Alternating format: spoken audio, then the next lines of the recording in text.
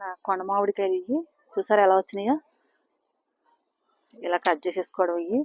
అంటే చింతపండుకు బదులుగా మనం ఇవి వాడుకోవచ్చండి.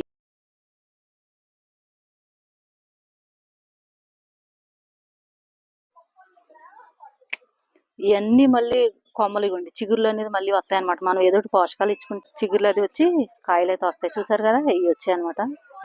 ఈ ముదరకాయలేనండి ఇవి, ఇందులో విత్తనం అనేది ఉండదు. ఎంత బాగున్నాయి రౌండ్ గానే. ఇది చూసారా ఎంత ఉందో, దాదాపు ఒక 3 కేజీల దగ్గర ఉండొచ్చండి. చూడండి ఎంత బాగా వచ్చినాయి కాయలు. నేను పెట్టింది బ్లాక్ టబ్ లో పెట్టాను అనమాట. 100 రూపాయల టబ్ అండి. ఆ సైడ్ ఉంది అక్కడ పక్కనే. చూసారా ఎంత బాగున్నాయి కదా. టబ్బుల్లో కూడా చక్కగా కాపించుకోవచ్చండి మనం కాయగూరలో. వీటికి తీగజాతి పాదులకి అయితే బాగుంటది అనమాట. ఇది అయితే 10 వరకు వచ్చాయి, కానీ ఈ సైజ్ వచ్చేసరికి అంటే దీని మీద కొంచెం చిన్నగా ఉన్నప్పుడే మురిగిపోయాయండి. ఈసారి అయితే బాగానే వచ్చింది, మరి ఇదన్నా నిలుతుందో లేదో తెలియదు.